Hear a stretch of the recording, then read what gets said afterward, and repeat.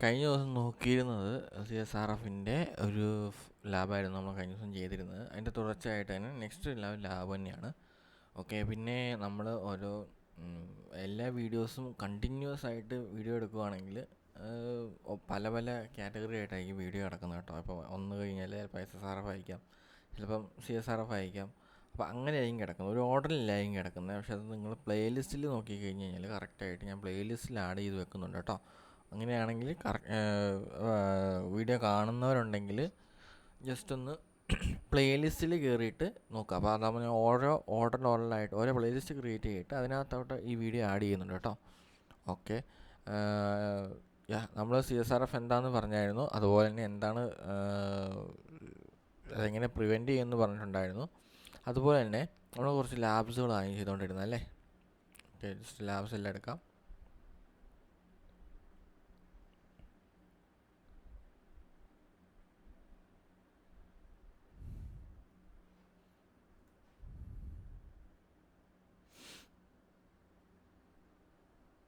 Wait ചെയ്യാം.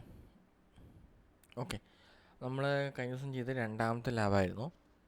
ഇനി നമുക്കൊന്ന് ഇന്നത്തെ ക്ലാസ്സിൽ ഒന്നോ രണ്ടോ ലാബും കൂടെ നമുക്കൊന്ന് ചെയ്ത് നോക്കാം.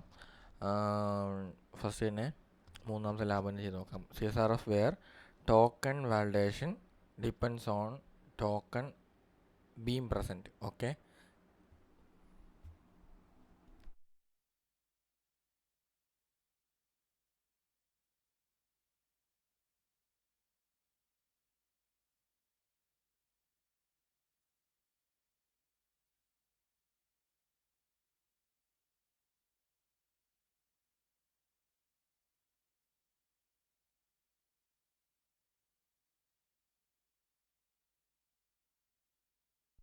നമുക്ക് ലാബ് എന്താണെന്ന് നോക്കാം.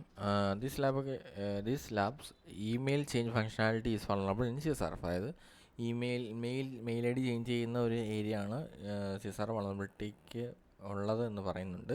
And to solve the lab use the server exploits to host an HTML page. Use a CSRF attack to change the viewer's email address. You can log into your own account following credentials in a bit. Okay, നമ്മൾ പറയുന്നു നമ്മളത് CSRF payload use ചെയ്ത് നമ്മൾ ഈ ഒരു mail ID change ചെയ്യണമെന്ന് പറയുന്നുണ്ട്. ഇവിടെ ഒരു ഹിൻറ്റും തന്നിട്ടുണ്ട്, നമുക്ക് ഹിൻ്റ് ഒന്ന് നോക്കാം.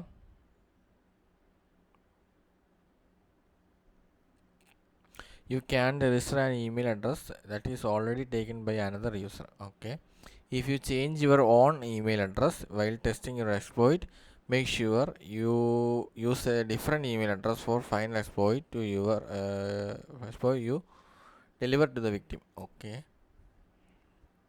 ലാബ് ആക്സസ് ചെയ്തിട്ടുണ്ട്, ലോഡാകട്ടെ.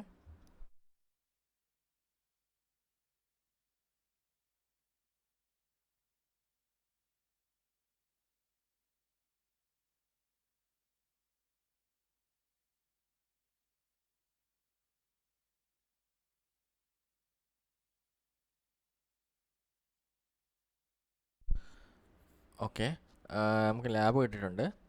ഞാൻ ജസ്റ്റ് ഒന്ന് പ്രോക്സി ഒന്ന് ഓണാക്കാം.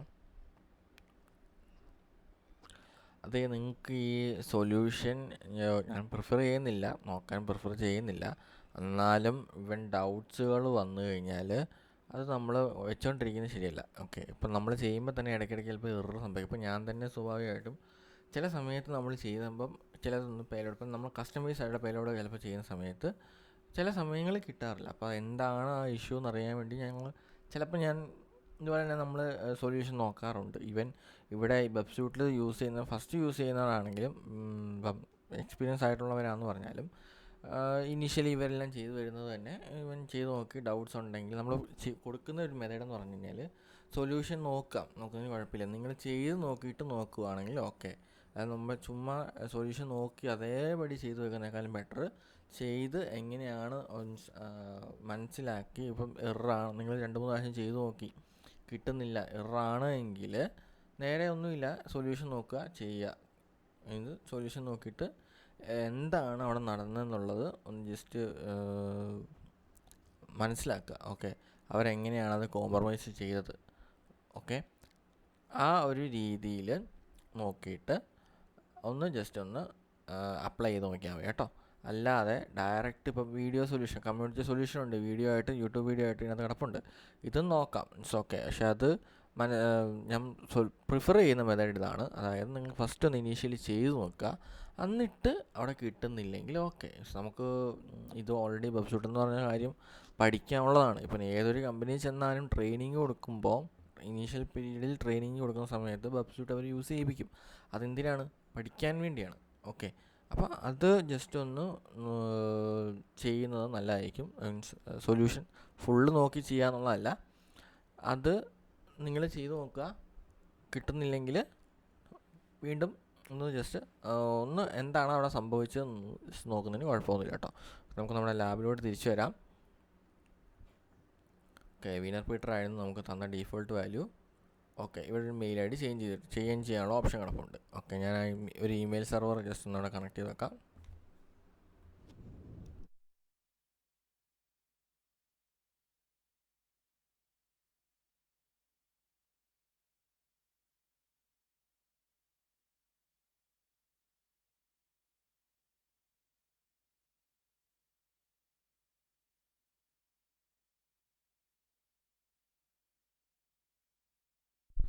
ഓക്കെ, ഇനി നമുക്ക് ഓൾറെഡി നമ്മുടെ മെയിൽ ഐ ഡി ഇതാണ്, wiener@normaluser.net എന്നാണ്. ഞാൻ ജസ്റ്റ് ഒരു മെയിൽ ഐ ഡി ഒരു മെയിൽ ഐ ഡി അവിടെ കൊടുത്തു. ഓക്കെ, ജസ്റ്റ് ഒന്ന് ഡീറ്റെയിൽസ് കളക്ട് ചെയ്യാം.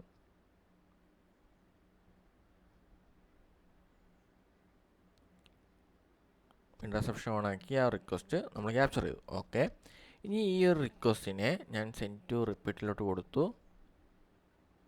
ഓക്കെ, ഇൻ്റർസെപ്ഷൻ ഓഫ് ആക്കി വെക്കാവേ. എന്നിട്ട് നമ്മളോട് ഇത് CSRF ടോക്കൺ ഉള്ളതുകൊണ്ട് തന്നെ എന്ത് പറ്റും? ബ്ലോക്ക് ചെയ്യും. അപ്പോൾ നമുക്ക് ജസ്റ്റ് ഈ CSRF ടോക്കൺ എടുത്ത് കളഞ്ഞിട്ട് ചെയ്യാൻ പറ്റുമോ നോക്കാം. അത് CSRF ടോക്കൺ ഉണ്ടെങ്കിൽ അത് ഓൾറെഡി ബ്ലോക്ക് ചെയ്യാം അല്ലേ. അപ്പോൾ നമുക്ക് CSRF ടോക്കൺ കളഞ്ഞ് നോക്കിയിട്ട് പോകാം. ഇൻ കേസ് ഇത് നമ്മുടെ പ്രയോറിറ്റി എന്താണ്, നമ്മൾ നോക്കുന്നത് എന്താണ്, അത് ആ ഒരു വൾണറബിലിറ്റി, അതായത് അവിടെ നമ്മൾ കൊടുക്കുന്ന പേലോട് എക്സ്പ്ലോയിറ്റ് ചെയ്യാൻ പറ്റുന്നുണ്ടോ ഇല്ലയോ എന്നാണ് ചെക്ക് ചെയ്യുന്നത്. അതായത് ആ സെക്യൂരിറ്റി വൾണറബിലിറ്റി ഉണ്ടോ ഇല്ലയോ എന്നാണ് ചെക്ക് ചെയ്യുന്നത്. അപ്പോൾ നമുക്ക് വേണമെങ്കിൽ CSRF ടോക്കൺ ഇട്ടിട്ട് വേണമെങ്കിൽ ഇഞ്ചെക്ട് ചെയ്ത് നോക്കാം. ഓക്കെ, CSRF ടോക്കൺ ഇട്ടിട്ട് ഇഞ്ചെക്ട് ചെയ്ത് നോക്കുകയാണെങ്കിൽ കിട്ടുന്നില്ലെങ്കിൽ നമുക്ക് ഫസ്റ്റ് അത് CSRF ടോക്കൺ ഓൾറെഡി ഇന്ന് കിടപ്പുണ്ട്, ആ ടോക്കൺ എടുത്ത് കളഞ്ഞിട്ട് നമുക്ക് ജസ്റ്റ് ഒന്ന് ട്രൈ ചെയ്ത് നോക്കാം എന്താ സംഭവം ഒന്ന് നോക്കാം. ഓക്കെ, ഞാൻ ജസ്റ്റ് ഒരു മെയിൽ ഐ ഡി ഒന്ന് ചേഞ്ച് ചെയ്യുവാണേ, കാരണം ഓൾറെഡി ആ മെയിൽ ഐ ഡി അവിടെ കണക്ട് ആയിട്ടുണ്ട്. അവിടെ ഹിൻഡ് വന്നിട്ടുണ്ടായിരുന്നു, നമ്മൾ കൊടുത്ത ഈ മെയിൽ ഐ ഡിക്ക് പകരം വേറൊരു മെയിൽ ഐ ഡി കൊടുക്കണമെന്ന് പറഞ്ഞിട്ടുണ്ടായിരുന്നു. ഓക്കെ, ഞാൻ വേറൊരു ലെറ്റർ കൊടുത്തു, റൈറ്റ് ക്ലിക്ക് ചെയ്തു, engagement tools, generate POC. Okay, regenerate ചെയ്ത് നോക്കാം. ഓക്കെ, ഞാൻ ജസ്റ്റ് കോപ്പി HTML. നമുക്ക് ഓൾറെഡി നമുക്ക് ഈ ലാബിനകത്ത് ഒരു സെർവർ എക്സ്പ്ലോയിറ്റ് ഉണ്ട്, ഒരു എക്സ്പ്ലോയിറ്റ് സെർവർ ഉണ്ട്. ആ സെർവറിനകത്ത് നമുക്ക് ഇഞ്ചെക്ട് ചെയ്താൽ മതി കേട്ടോ. അതുകൊണ്ട് തന്നെ ആ ഒരു രീതിയിൽ എടുത്താൽ മതി. ജസ്റ്റ് നമ്മൾ കോപ്പി ചെയ്തു, ബോഡിയിൽ കൊണ്ട് പേസ്റ്റ് ചെയ്ത് നോക്കി. ഓക്കെ, അപ്പോൾ കണ്ടോ നമ്മളെ ഒരു ലാബിൻ്റെ ID ഇവിടെ വന്നിട്ടുണ്ട്, പോസ്റ്റ് റിക്വസ്റ്റ് ആണ്. അതുപോലെ തന്നെ ഈ മെയിൽ ID വാല്യൂ എന്താണ്, ഞാനിപ്പോൾ കൊടുത്ത വാല്യൂ സബ്മിറ്റ് വാല്യൂ എന്ന് പറഞ്ഞു. ഞാൻ സ്റ്റോർ ചെയ്തു. ഇപ്പം നമുക്ക് ഫസ്റ്റ് തന്നെ ചെയ്യുമ്പോൾ അത് കിട്ടണമെന്നൊന്നും ഞാൻ പറയുന്നില്ല കേട്ടോ, ഞാൻ ജസ്റ്റ് ഡെലിവറി ടു വിക്ടിം കൊടുക്കുവാണ്. ഓക്കെ, ലാബ് സോൾവ് ആയിട്ടുണ്ട്. അതിനർത്ഥം നമുക്ക് വേണമെങ്കിൽ വ്യൂ എക്സ്പ്ലോയിറ്റ് ഒന്ന്, ഇത് ഓൾറെഡി അറ്റാക്ക് നടന്നു എന്നാണ് കാണിക്കുമ്പോൾ, നമ്മൾ ഓൾറെഡി ചെയ്ത കാര്യം സോൾവ് ആയിട്ടുണ്ടെങ്കിലാണ് ഈ ഒരു പോപ്പപ്പ് വരുന്നത്. ഇത് എങ്ങനെയാണ് നിങ്ങൾക്കത് നടന്നെന്നൊന്ന് കാണണമെങ്കിൽ ജസ്റ്റ് വ്യൂ എക്സ്പ്ലോയിറ്റ് കൊടുത്തു കഴിഞ്ഞാൽ ആ ഒരു എക്സ്പ്ലോയിറ്റ് അവിടെ കാണാൻ പറ്റും. കണ്ടോ, നമ്മളിത് ഓൾറെഡി ആ മെയിൽ ID ഇതായി കേട്ടോ, നമ്മൾ ഒന്ന് നേരത്തെ കൊടുത്തതല്ലേ, അതുകൊണ്ട് അത് അങ്ങനെ ആയ ഓൾറെഡി ആ മെയിൽ മാറിയിട്ടുണ്ട്, ആ ഒരു പേരോട് ചേഞ്ച് ആയിട്ടുണ്ട്. ഇപ്പം ചെയ്തതല്ലേ, സോൾവ് ചെയ്തല്ലേ. അതായത് ഒന്നുമില്ല, നമ്മളിപ്പോൾ അവിടെ ഈ ഒരു പേലോട് ഞാൻ എന്താണ് കൊടുത്തത്, നമ്മൾ ബോഡി, നിങ്ങൾ HTML പഠിച്ചിട്ടുണ്ടെങ്കിൽ അറിയാം, ബോഡി ഫോം ഒക്കെ പഠിച്ചിട്ടില്ലേ അത്. ഓക്കെ, അത് ആ ഒരു രീതിയിൽ യൂസ് ചെയ്തിട്ട് നമ്മൾ ഫസ്റ്റ് നമ്മുടെ ഫോം ആക്ഷൻ, അതായത് ഈ ഒരു നമ്മുടെ ഏതാണോ വെബ്സൈറ്റ്, ഏത് വെബ്സൈറ്റിലാണോ ഇൻജെക്റ്റ് ചെയ്യേണ്ടത്, അല്ലെങ്കിൽ ഇങ്ങോട്ടാണ് റീഡയറക്റ്റ് ചെയ്യേണ്ടത്, ആ ഇതിൻ്റെ ലിങ്കും, അതുപോലെ തന്നെ അത് ഏത് മെത്തേഡിലാണ്, പോസ്റ്റിലാണോ റിക്വസ്റ്റിലാണോ എന്ന് മെത്തേഡും, അതുപോലെ ഇൻപുട്ട് ടൈപ്പ്, അതിൽ ടൈപ്പ് ഹിഡനാണ് കൊടുത്തേക്കുന്നത്. കാരണം നമുക്ക് ഇൻപുട്ട് എന്താ വാല്യൂ എന്നുള്ളത് കാണേണ്ട ആവശ്യമില്ല. യൂസർ നെയിം പാസ്വേഡ് എന്ന് പറഞ്ഞാൽ നമുക്ക് കാണേണ്ട ആവശ്യമൊന്നുമില്ല. അല്ലെങ്കിൽ മെയിൽ ഐ ഡി എന്താ കൊടുക്കുന്നുള്ള ആ ബോക്സിൻ്റെ ഓപ്ഷൻ വരുന്നത് വേണ്ട. അതുകൊണ്ടാണ് ഞാൻ പറഞ്ഞത് നമ്മൾ ഹൈഡ് എന്ന് പറഞ്ഞ ഓപ്ഷൻ കൊടുത്തത്, ഹിഡൻ എന്ന് പറഞ്ഞത്. എന്നിട്ട് നെയിം എന്ന് പറഞ്ഞ് മെയിൽ കൊടുത്തിട്ട് വാല്യൂ എന്താണ് നമ്മൾ കൊടുക്കുന്ന ഒരു വാല്യൂ, എന്നിട്ട് അത് സബ്മിറ്റ് ബട്ടൺ ക്ലിക്ക് ചെയ്തിട്ട് സെറ്റ് ചെയ്യുക. എന്നിട്ട് നമ്മളത് എപ്പോൾ ക്ലിക്ക് ചെയ്യുന്നോ അതനുസരിച്ച് ഇത് സബ്മിറ്റ് ചെയ്യണം എന്നുള്ള രീതിയിൽ തന്നെയാണ് ആ സ്ക്രിപ്റ്റ് പോകുന്നത്. അത് സ്റ്റോർ ചെയ്തു, അത് സെർവറിൽ സ്റ്റോർ ചെയ്തിട്ട് നമ്മൾ ഡെലിവറി ടു വിക്ടിമിന് അയച്ചു കൊടുത്തപ്പോഴാണ് അത് എക്സ്പ്ലോയിറ്റ് ആയത് കേട്ടോ. ഇപ്പം നിങ്ങളിപ്പം റിയൽ ബേസ്ഡ് ലാബാണെങ്കിൽ നമ്മൾ എന്ത് ചെയ്യണം, ഇവിടെ ജനറേറ്റ് POC കൊടുത്തിട്ടില്ലേ, ഈ ഒരു POC കോപ്പി ചെയ്തിട്ട് നമ്മുടെ ടെക്സ്റ്റ് ഫോർമ, നമ്മുടെ വെളിയിൽ നമ്മുടെ PC-യിൽ ഒരു HTML ടെക്സ്റ്റ് ക്രിയേറ്റ് ചെയ്തിട്ട് അതിനകത്തോട്ട് ടെക്സ്റ്റ് എഡിറ്റ് എടുത്തിട്ട് അതിൽ ഇത് ഇൻജെക്റ്റ് ചെയ്യുക. എന്നിട്ട് അത് HTML ഫോർമാറ്റിൽ സേവ് ചെയ്ത് വെച്ചിട്ട് അത് ക്ലിക്ക് ചെയ്യുമ്പം ഈ ഒരു പേജിലോട്ട് റീഡയറക്റ്റ് ചെയ്ത് മെയിൽ ഐ ഡി ചേഞ്ച് ആവുന്നുണ്ടെങ്കിൽ അങ്ങനെയാണ് നമ്മൾ എക്സ്പോർട്ട് ചെയ്യുന്നത് കേട്ടോ.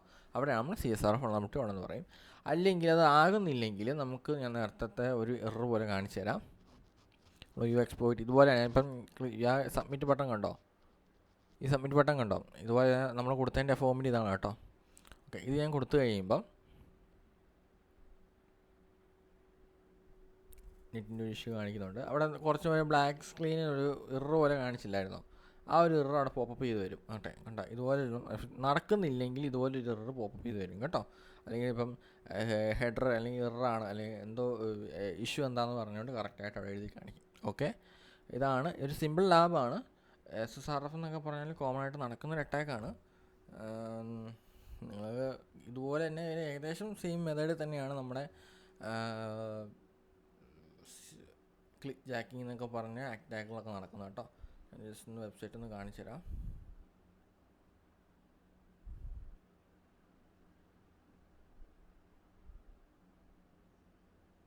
ഓക്കെ, നമുക്ക് നമ്മുടെ ലാബ് സോൾവ് ആയിട്ടുണ്ട് കേട്ടോ. ഓക്കെ,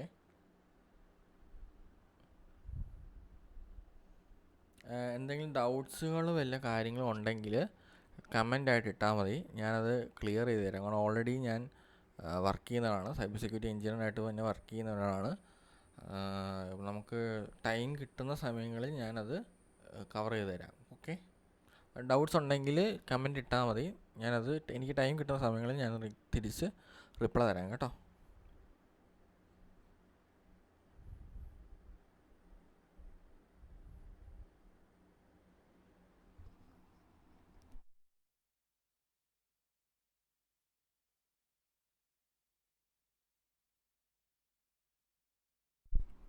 അതുപോലെ തന്നെ നമുക്ക് ഇത് പഠിക്കുന്ന ആൾക്കാരുണ്ടെങ്കിൽ നോക്കുക, ജസ്റ്റ് നമുക്ക് എല്ലാ ലാബും ചെയ്യുക എന്നുള്ളത് പോസിബിൾ അല്ല. കാരണം ഒരു സെക്ഷനിൽ തന്നെ ഇഷ്ടം പോലെ ലാബുകൾ കാണും, പക്ഷേ എല്ലാ ലാബുകളും നമുക്ക് ചെയ്യുക എന്നുള്ളത് പോസിബിൾ അല്ല. ഞാൻ ഇടയ്ക്കിടയ്ക്ക് അപ്ഡേറ്റ് ചെയ്യാം, പക്ഷേ എനിക്ക് പെട്ടെന്ന് അങ്ങോട്ട് ചെയ്യാൻ പറ്റില്ല. ഞാൻ പറഞ്ഞു ഓൾറെഡി വർക്ക് ചെയ്യുന്ന ആളാണ്. ടൈം കിട്ടുന്നതനുസരിച്ച് ഞാൻ അതിനാണ് ഞാൻ പ്ലേലിസ്റ്റ് ക്രിയേറ്റ് ചെയ്തിട്ടിരിക്കുന്നത്. അപ്പോൾ പ്ലേലിസ്റ്റിനകത്ത് ഞാൻ ഓരോ വീഡിയോസായിട്ടും അപ്ഡേറ്റ് ചെയ്ത് പതുക്കെ അപ്ഡേറ്റ് ചെയ്തിട്ടേക്കാം. അപ്പം നമുക്ക് ഒരു വീഡിയോയും കൂടെ ഒരു ലാബും കൂടെ ചെയ്യാൻ പറ്റുമോ എന്ന് നോക്കാം.